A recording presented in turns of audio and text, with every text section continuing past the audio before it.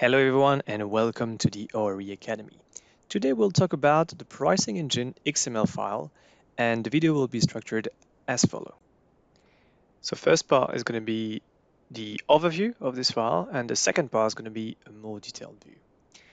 Basically in the first part, it's going to be useful if you just want to know how to use it without getting too much details.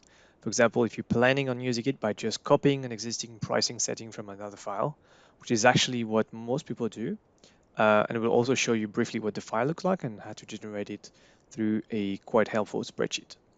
And in the second part, we'll try to explain the product model combination in way more detail and its particular configuration in ORE. And just as a side note, this video will be split into two, each chapter having its own video. So let's start with the description of the XML file and its different nodes. The main node of the pricing engine file is, surprisingly, pricing engine. Then each product model engine combination will have to be defined with its own product node, with the relevant type attribute defining the ORE trait type. Then you have two mandatory nodes, model and engine. The reason why it is mandatory is quite obvious because the purpose of this file is to define the model engine associated with the pricing of a particular financial instrument. And then you have the model parameters and engine parameters node, which are not mandatory. They are only relevant for certain combination, but they need to be present, even if they are empty. There are two important things to note. First of all, this is not a one-to-one mapping. For example, the trait type CMS have three different model engine possible combination that you can see here. Secondly, you can only define one model engine combination per trait type per pricing engine file. For example, here, CMS can only exist one time because otherwise the model wouldn't know which model engine combination to use. That's why here you have three different model engine combination, but only one of them will be used. The other two are deactivated, and if you decide to change the model engine that you want to use, you can just use this and deactivate this.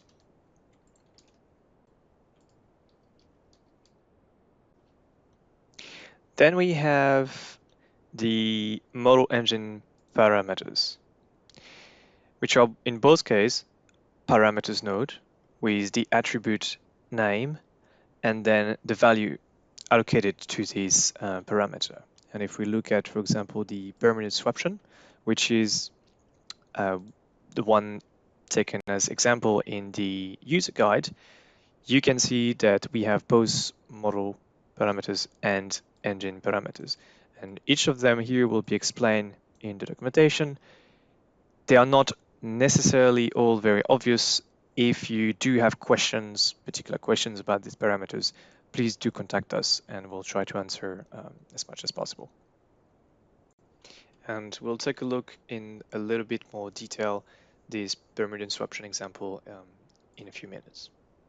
In the rest of the video, when I designate something as trait type, I will refer to as this, which is actually something very specific to ORE. Swap, for example, can be used by different type of swaps: an interest rate swap, equity swap, CPI swap.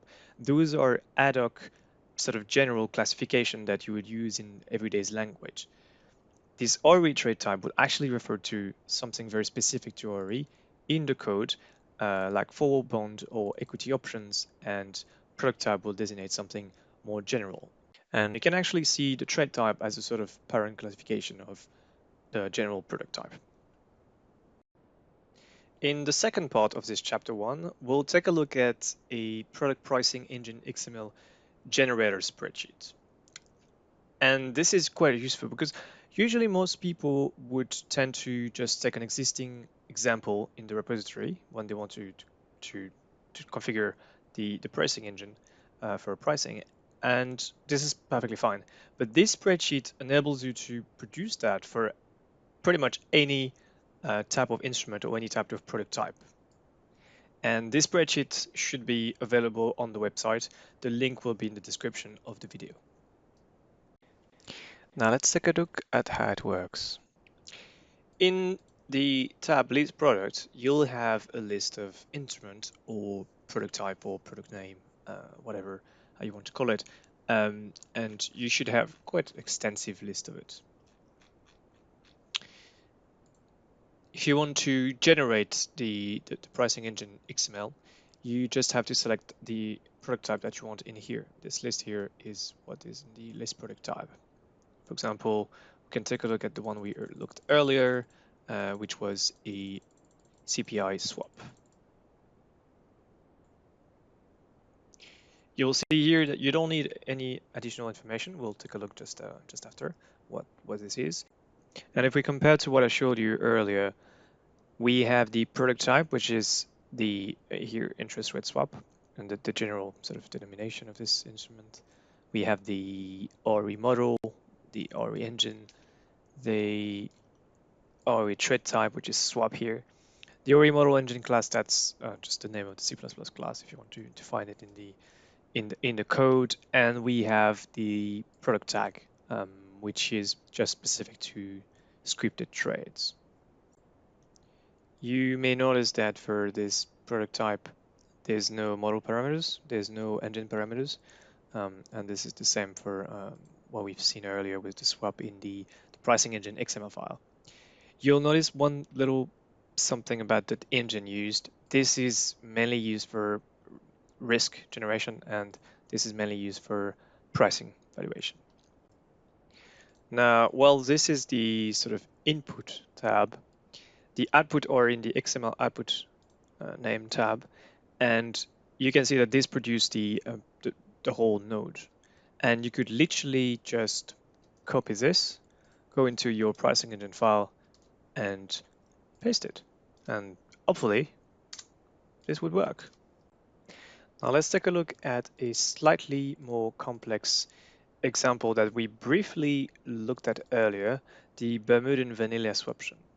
And the first thing you'll notice is that we have to choose an additional parameter. In this particular case, this additional parameters is the choice of the engine. And if we choose grid, you'll see that we have a little bit more information appearing here. For the model, we have LGM, same engine, we have grid, and then you can see that for the model parameters, we have pretty much the same in here and here for the engine parameters. The only difference is regression on exercise only and reference calibration grid, which might be optional parameters, or maybe they are new and we don't have them yet integrated in this pricing engine XML file. This works as follow. We have, so first of all, we have this, the parameter name, we have its type, if it's a text, a number, a vector of numbers. Here it's just a combination of two different fields. We have an example value which also acts as a default value. You'll see that if you overwrite, for example, this Earl White mean reversion to 0.05, this is reflected in the XML node here. If you don't put anything, then the default value is taken. For the one that have mapping set to yes and a darker orange tone, this means that you can select from a drop-down value. For example, here, let's select Hakan. Same, you don't have to choose anything. The default value will be this one. But if you change, this is reflected in the XML node. And one last thing, if you decide to, you don't want some of the parameters to be displayed in your XML, you can decide to set this to false, and you can see here this disappear. And then you can check your final output here, and similarly you can just copy, go into your pricing engine file and paste it, and same, this should work. One last thing to mention about this spreadsheet, it is 100% Excel based. There's no VBA, meaning everything is formula, and if you decide to change, for example, to change your product type, all the previous values you choose will stay, it will remain. So when you change your product type, be careful, change, just reset all the values, and like this, you're sure to not make any mistake. And actually, there was one more thing I forgot to mention. You may have noticed this dynamic parameter and the parameter value field we haven't talked about yet. Same here.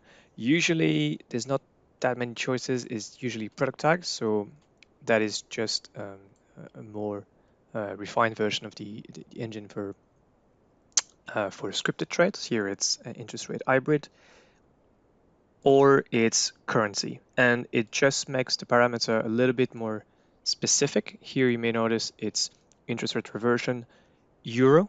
If I don't put anything, it's just interest rate reversion. So if I have it here, it's just a little bit more specific. And for example, here you just put it to the product tag hybrid, and it changes the value in the parameter name. And that's pretty much all I wanted to talk about this spreadsheet. If you do have any questions, if you don't have any concern, if something doesn't work, please do contact us.